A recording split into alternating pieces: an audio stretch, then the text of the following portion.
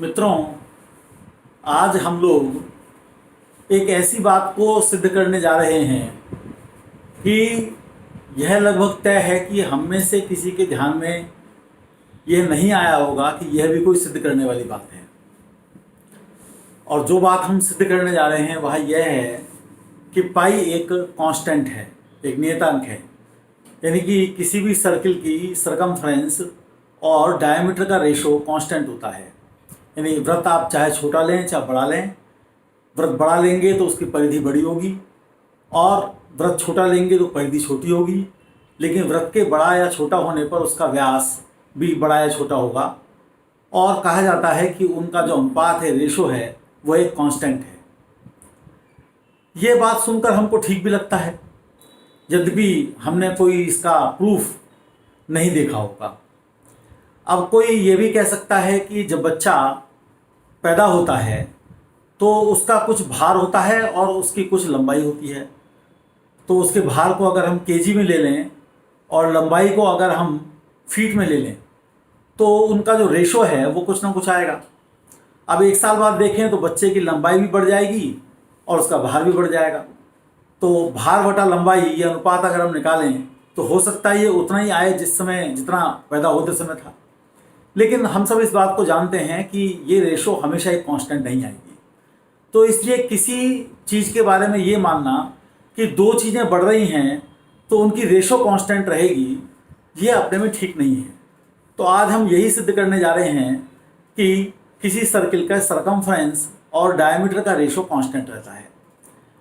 हम ये जानते हैं कि सर्किल का जो क्षेत्रफल है, एरिया, उसे पाई आर स्क्वायर हमने कैसे सिद्ध किया था।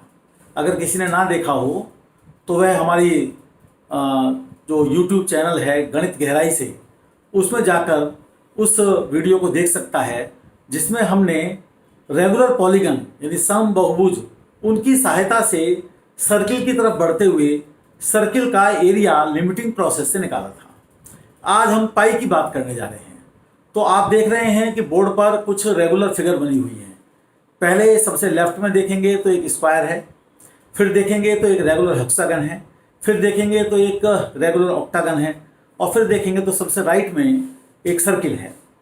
तो हम देखते हैं कि अगर इन आकृतियों को हम बिल्कुल बीच से विभाजित करें तो इनकी चारों तरफ की लंबाई यानी परिधि या परिमाप, और जो इनका बीच की जो लंबाई है, विकर्ण कह लें, डायगोनल कह लें, फिर बाद में जाकर उसको डायमीटर या व्यास कह लें, क्या उसका रेशो एक कांस्टेंट आता है। और क्या इस प्रोसेस से हम इस बात पर पहुंचते हैं कि सर्किल के सरकमफ्रेंस और डायमीटर का रेशो कांस्टेंट होता है। तो आइए देखते हैं। तो मैंने इसकी लंबाई को 1 मान लिया, तो ये 1 हो जाएगा, और यहाँ पर ये हो जाएगा, तो ये √2 है। ये बात हम जानते हैं। तो रेशो परिमाप बटे विकर्ण, इसे अगर आप निकालेंगे तो ये आपके पास आ जाएगा 4/√2 यानी कि 2 रूट। अब मैंने इस साइड की इसकी भी लेंथ जो है वो 1 ले रखी है, हर एक साइड की रेगुलर हेक्सागन है ये। और अगर मैं इसको मिलाऊं तो ये बात आप देख सकते हैं कि इसकी लंबाई 2 आती है। तो अगर आप परिमाप बटे विकर्ण निकालेंगे तो परिमाप कितना आ जाएगा, 6, और विकर्ण कितना है, 2। तो ये आपके पास 3 आ जाएगा। फिर आप अगर यहां पर बढ़ेंगे और यहां पर आप इसको इससे मिलाएंगे तो ये कोशिश आप खुद कीजिएगा कि 2 बराबर हिस्से तो हो गए हैं। 1 2 3 4 साइड एक तरफ हैं, 1 2 3 4 साइड एक तरफ हैं, हर एक साइड की लेंथ 1 है। तो आप ये देखिएगा कि इसकी लंबाई कितनी आती है। तो अगर L आती है तो L/8 आपको निकालना है। तो आप देखेंगे रेशो तो कांस्टेंट नहीं आ रही है, लेकिन ये रेशो लगातार बढ़ती चली जा रही है। अब इसके बढ़ते चले जाने से ये आइडिया तो हमको लग रहा है कि भाई हम एक सर्किल के सरकमफ्रेंस और डायमीटर की रेशो की तरफ बढ़ रहे हैं। लेकिन अगर कोई चीज बढ़ रही है तो हो सकता है बढ़ते बढ़ते वो इन्फिनिटी की तरफ चली जाए। तो ये तरीका बहुत कामयाब नहीं है। तो फिर एक दूसरा तरीका हम अपनाते हैं अब, और वह तरीका क्या है उसको थोड़ा समझिए। जानबूझकर मैंने थोड़ा बताया कि ये भी एक दिशा हो सकती है, इस पर आप सोचिए। अब एक दूसरी दिशा है, दूसरा एक तरीका है जिसमें कि हम ये प्रूव करेंगे कि ये कांस्टेंट है और वो तरीका ये है कि एक हमारे पास बड़ा सर्किल है और दूसरा हमारे पास एक छोटा सर्किल है और दोनों कंसेंट्रिक हैं, दोनों का सेंटर सेम है। अब हमने क्या किया कि यहाँ से हमने एक इस प्रकार से ये खींचा, इस प्रकार से ये खींचा, यहाँ पर हमने इसे मिला दिया और यहाँ पर हमने इसे मिला दिया। तो ये जो हमने खींचा है ये इस छोटे सर्किल के अंदर regular polygon of n sides की एक साइड है और इसी प्रकार से ये बड़े सर्किल के अंदर जो regular polygon of n sides बनेगा उसकी एक साइड की लेंथ है। आप इस बात को बखूबी समझ सकते हैं कि अगर आप इनके नाम ओ ए बी सी डी रखें तो चूंकि ये चीज इसके बराबर है इसलिए ये एंगल इसके बराबर होगा और चूंकि ये पूरी लेंथ इस पूरी लेंथ के बराबर है, दोनों रेडियाई हैं बड़े सर्किल की, तो इसलिए ये एंगल इस एंगल के बराबर होगा। अब चूंकि ये एंगल अगर मैं कुछ कह दूं जैसे 2π/n कह दूं मैं, क्योंकि ऐसे ऐसे n ट्रायंगल बनेंगे तो हमें पता है कि ये एंगल कितना होगा। हम पाई में से इसको सब्ट्रैक्ट कर देंगे और उसका हाफ कर देंगे। ऐसे ये एंगल कितना होगा, पाई में से इसको सब्ट्रैक्ट कर देंगे और उसका हाफ कर देंगे। अब चूंकि ये दोनों एंगल इक्वल हैं इसका मतलब ये इसके पैरेलल है, तो हम थेल्स थ्योरम लगाते हैं। तो थेल्स थ्योरम क्या होगा, थेल्स प्रमेय से,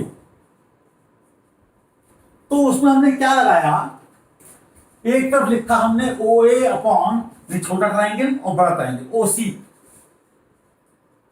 और इधर की तरफ हमने लिखा A B upon C D.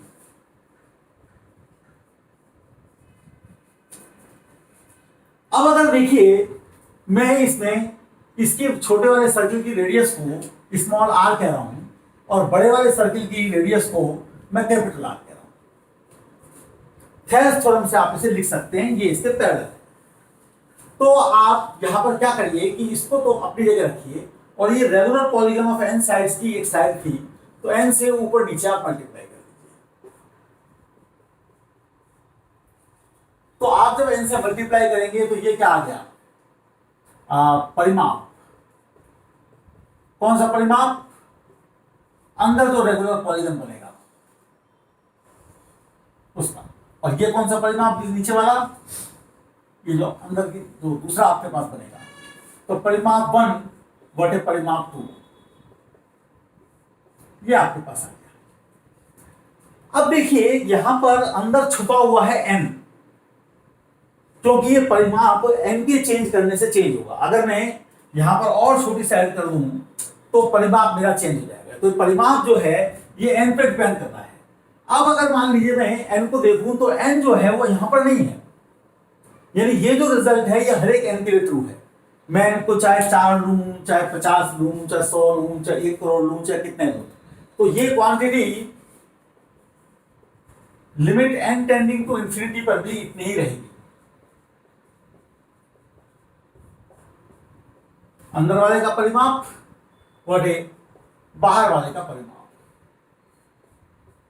लेकिन जब n को आप बढ़ाते चले जाएंगे तो ये छोटा परिमाप कैसा हो जाएगा, लगभग सर्किल की सरकमफ्रेंस हो जाएगा। तो इसे मैं कह रहा हूं C1 circumference of the smaller circle, और इसे मैं कह रहा हूं C2। अब जब यहां पर आप पहुंच गए तो आप यहां से इस बात पर पहुंच सकते हैं कि C1 upon R equal to C2 upon R, ये आप पहुंच जाएंगे। इसका क्या मतलब हुआ कि आप अगर सर्किल लेते हैं तो जो छोटा सर्किल है और नीचे चाहे तो आप 2 से मल्टीप्लाई कर दीजिए, तो आप इससे निकाल सकते हैं C1 अपॉन D1 डायमीटर पहले वाले का और C2 अपॉन D2। तो छोटे सर्किल का सरकमफ्रेंस और डायमीटर का रेशो वही है जो बड़े सर्किल का सरकमफ्रेंस और डायमीटर का रेशो है। तो इसलिए ये कांस्टेंट ये था, और ये आपका सिद्ध हो गया। तो ये बात ध्यान देने की, और इसी नियतांक को अभी 300-400 साल पहले लोगों ने नाम दिया है पाई। तो एक जो बहुत इंपॉर्टेंट स्टेप यहां पर है उसे ध्यान देना चाहिए फिर से। ये क्वांटिटी n पे डिपेंड नहीं करती, आप चाहे कितने छोटा कितने बड़ा रेगुलर पॉलीगन बना ही रहेगा, लेकिन जो परिमाप है ये जो है डिपेंड कर रहा है। और इसे डिपेंड करने के कारण से इसे हमने n टेंडिंग टू इंफिनिटी किया तो ये छोटे सर्किल का परिमाप बटे बड़े सर्किल का परिमाप, यानी इसकी सरकमफ्रेंस बटे इसकी सरकमफ्रेंस आ जाएगा और उससे हमारे पास ये रिजल्ट आ जाएगा। तो आपने देखा कि हमने ये सिद्ध कर दिया कि किसी सर्किल का चाहे वो कितना बड़ा हो कितना ही छोटा हो, सरकमफ्रेंस और डायमीटर का रेशो कांस्टेंट होता है। तो यही आपके सामने आज मुझे सिद्ध करना था। बहुत बहुत धन्यवाद।